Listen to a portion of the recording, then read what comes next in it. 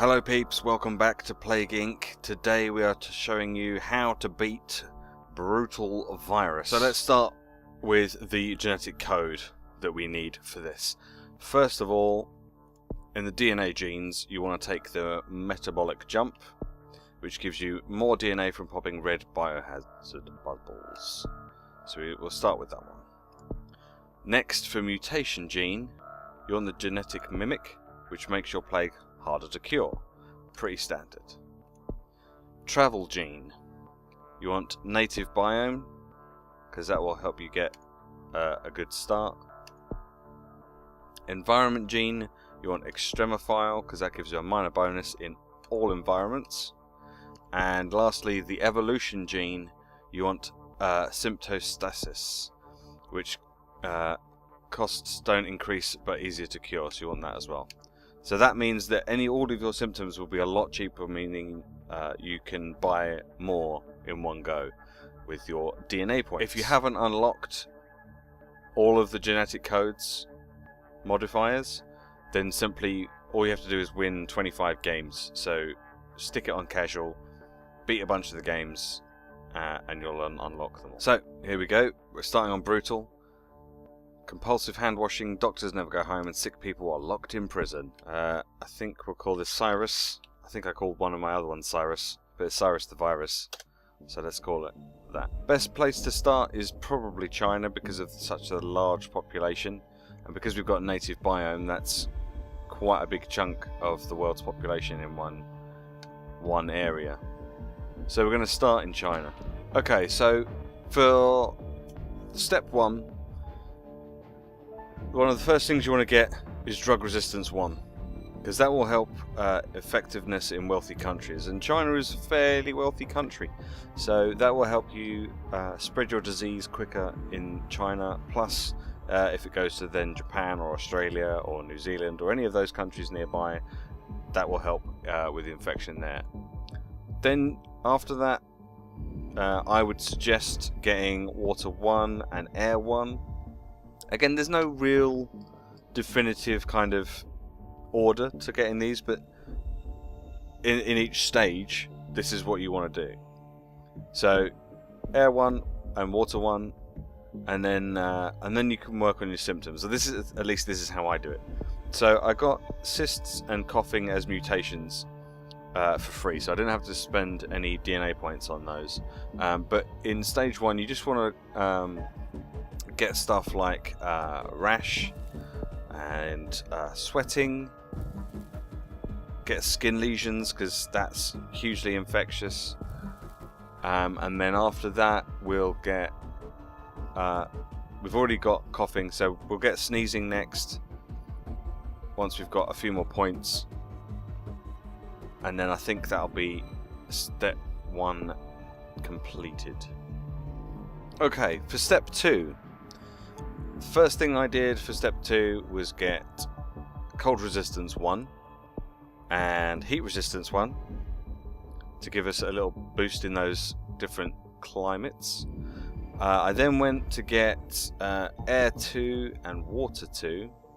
Now I think the best way to do that is Air first and then Water. I think it works out slightly cheaper if you do it that way. And then in symptoms, I got the coughing from the sneezing from the previous step. We got hypersensitivity mutated for free, so that's cool. Now what you want to do is you want to load up on infectious symptoms, but nothing with lethality. So we'll get some pneumonia because that's infectious. This one we don't because it's got a slight lethality chance to it. So we'll get some nausea and some vomiting. So most of these like tier 2 things like abscesses, these are good. Anemia is good. Haemophilia is good. All of these like tier 2 things are pretty good. Tumours, no. Inflammation, no. So I think that's all we want for the moment. Insomnia and whatever this one is, I forget what this one is. They don't increase infectivity, so it's not really worth getting those just yet. And if you get anything, if you get any mutations that have lethal symptoms, then you need to devolve it straight away. When the warning comes up, go into this menu, devolve it before you dismiss the warning that comes up. And that's essentially step 2 done. Okay, so as you can see, my infection rate is working very well. I'm popping bubbles like crazy. Right, pulmonary fibrosis. Let's check to make sure that that's not lethal, because if it is, I'm not sure we really want it just yet. Let's have a look. It is quite lethal. Let's take a look. Okay, we can have minor lethal symptoms. That's not too bad. I think what we'll do first, though, we'll get genetic hardening 1, and we'll get genetic hardening 2. I mean, the amount of points I've got is absolutely ridiculous. Transmission. You can have bird 1 and 2, livestock 1 and 2, blood 1 and 2. It's up to you really as to which one that you want. I will go with blood 1 and 2. I don't know why in particular. I just like going with those ones. And the slightly deadly ones. So we'll get paralysis, because that's significantly harder to cure, and coma, which also makes it harder to cure. And is it immune suppression? Do we have that one already? That one increases the lethality quite a bit, so we'll leave that one for the time being. But the other ones, paralysis and coma, because they make it harder to cure, it's worth getting those ones. Okay, so we've just got the internal hemorrhaging symptom mutated, which could be potentially bad. So let's go into our symptom screen and check. Internal hemorrhaging. I'm not sure that we want to have lethality that high just yet, so we're going to devolve that one. That takes it down quite a lot. We want to keep the infectiveness going. We've got some free diarrhea, which is only slightly lethal, so that's not too bad. We can keep that one in there. But otherwise, I think we're going to keep the symptoms pretty much how they are for the moment. Maybe take seizures so that we can get to this one, because I think this one also slows down the rate at which we get cured. So we also want to have a look at possibly getting some more transmissions. I'm going to take extreme bioaerosol because I like that we can spread a bit easier. Again, you could put some more in bird or livestock, entirely up to you. And if you want to go completely crazy with random mutations, you could get viral instability and spend points there as well, but it's not really that necessary.